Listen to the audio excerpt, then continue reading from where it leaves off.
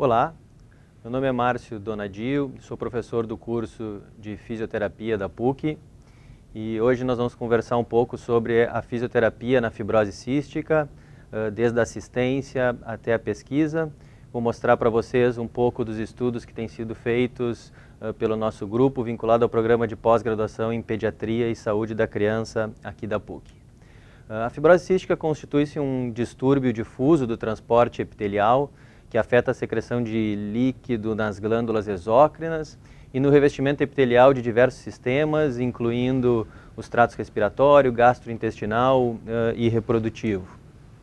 A sua fisiopatologia está relacionada à alteração no gene que codifica a proteína reguladora da condutância transmembrana, que é o CFTR, e isso ocorre no braço longo do cromossomo 7. Né?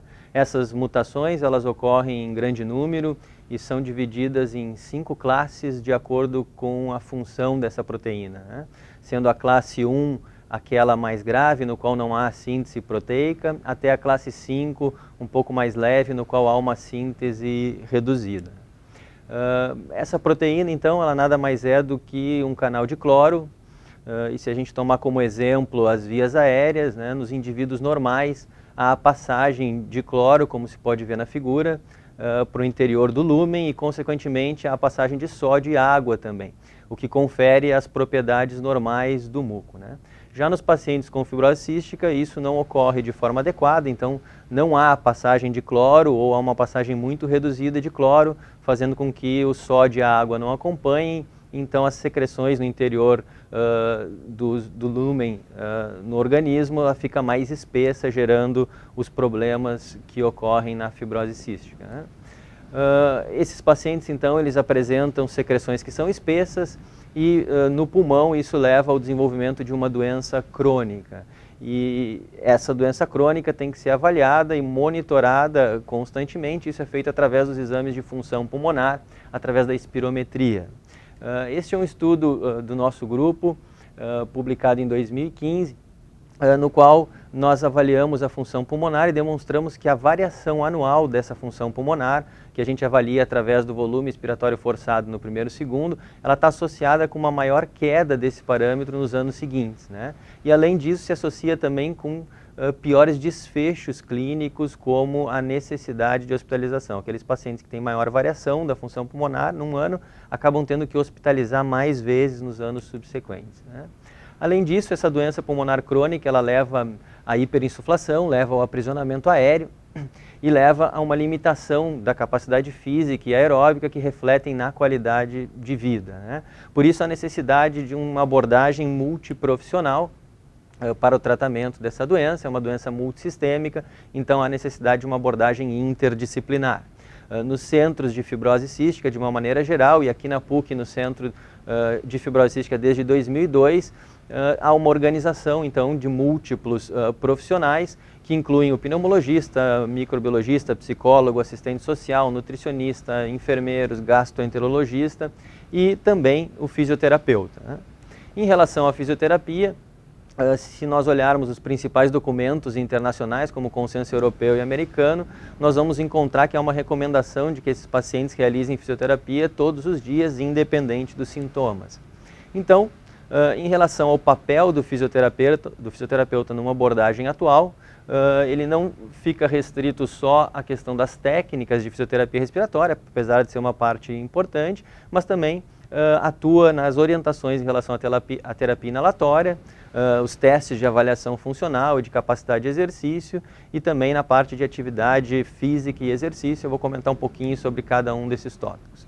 Em relação às técnicas de fisioterapia respiratória, a principal função do fisioterapeuta é eleger, então, quais dos dispositivos, quais das técnicas vão ser prescritas para esse paciente, quantas vezes ele vai utilizar e a educação dos pais, da família e dos próprios pacientes, né? E para isso a gente leva em conta, então, a idade, a preferência do paciente por uma ou outra técnica ou dispositivo e a adaptação a esse dispositivo, a essa técnica que influi diretamente na aderência, assim como as evidências científicas que a gente tem sobre essa técnica, né?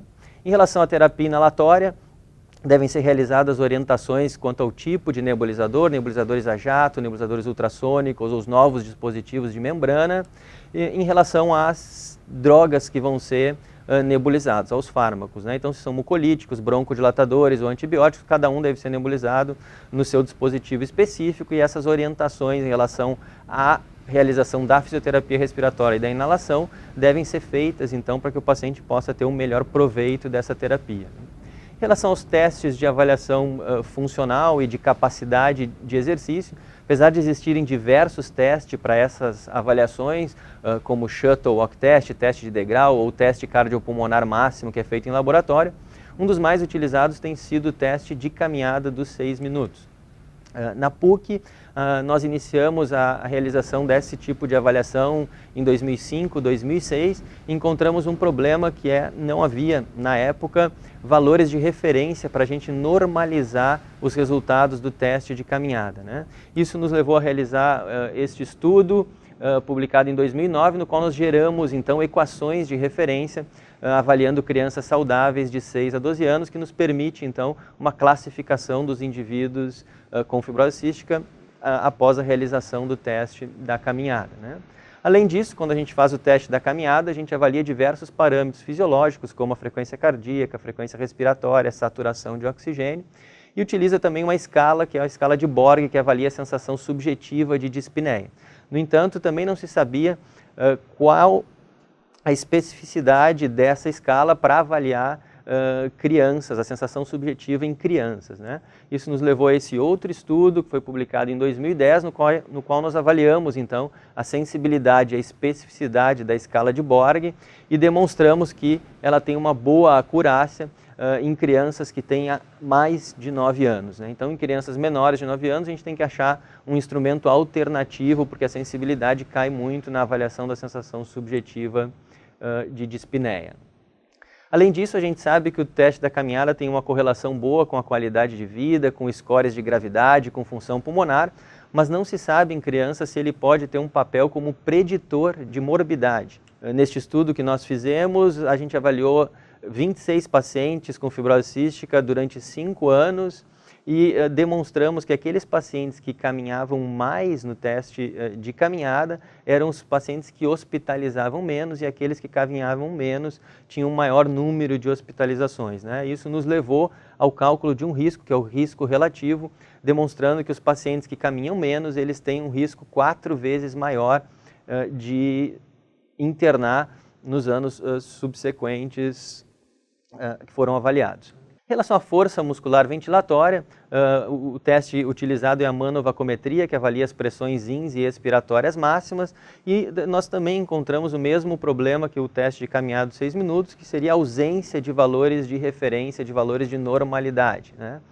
Isso também nos levou à publicação deste estudo em 2012, no qual nós geramos valores de referência para a manovacometria em escolares e pré-escolares, crianças então saudáveis, e gerando equações de referência para se poder calcular o valor previsto tanto para a pressão ins quanto para a pressão expiratória, né? Em escolares, este foi o primeiro estudo no Brasil, em pré-escolares foi o primeiro estudo na literatura. E isso também nos conduziu a um outro estudo sobre a taxa de sucesso e execuibilidade do teste em crianças, né? Este estudo demonstrou que é possível realizar os exames com qualidade, a manovacometria, tanto em escolares quanto em pré-escolares, mas a taxa de sucesso ela é um pouco menor no grupo de pré-escolares. Em relação a essa avaliação de força nos pacientes com fibrose cística, há uma grande variabilidade nos estudos que avaliam a força dos músculos ventilatórios, né? Alguns demonstram que há aumento, outros demonstram que há diminuição e até que não há alteração nos pacientes com fibrose cística. Este estudo, publicado agora em 2016, é um outro estudo do nosso grupo, que mostrou, nós avaliamos não só a força, mas também a resistência dos músculos ventilatórios e mostramos que os pacientes eles têm um aumento da força muscular ventilatória e uma diminuição da endurance, ou seja, a força é a capacidade máxima de gerar contração e a endurance é a capacidade de sustentar essa contração quando se impõe uma carga, né? E isso nós demonstramos comparando com crianças que não têm fibrose cística.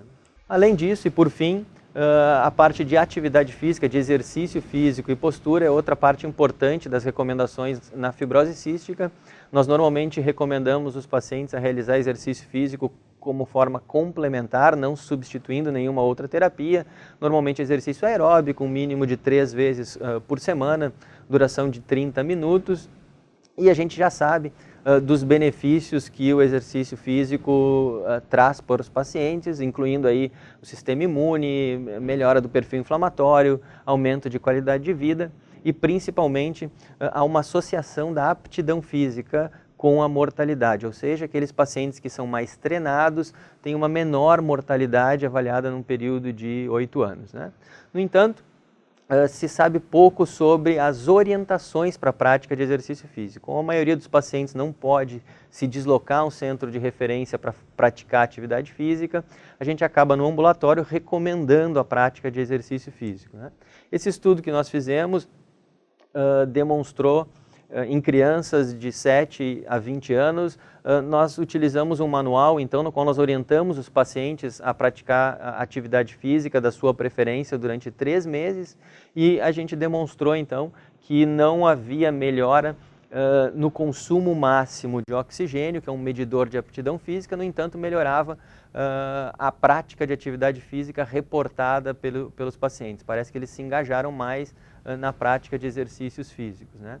Nós também utilizamos uma intervenção similar com o objetivo de testar e de avaliar a postura desses pacientes.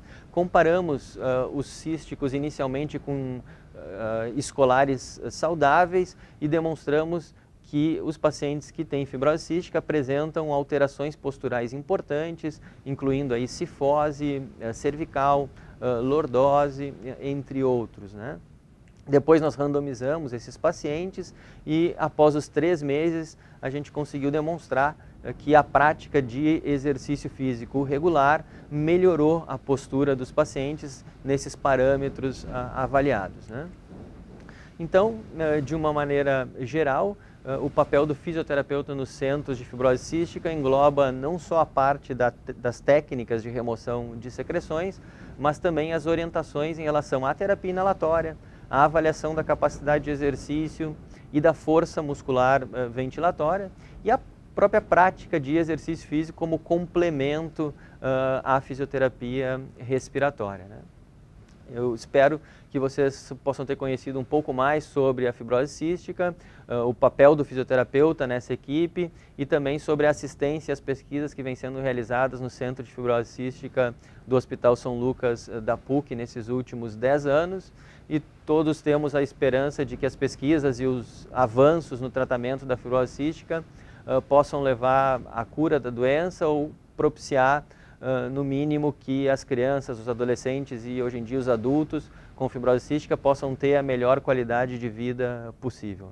É com esse objetivo, né, que todos nós, nas equipes interdisciplinares, vem trabalhando, tanto na assistência como na pesquisa em fibrose cística.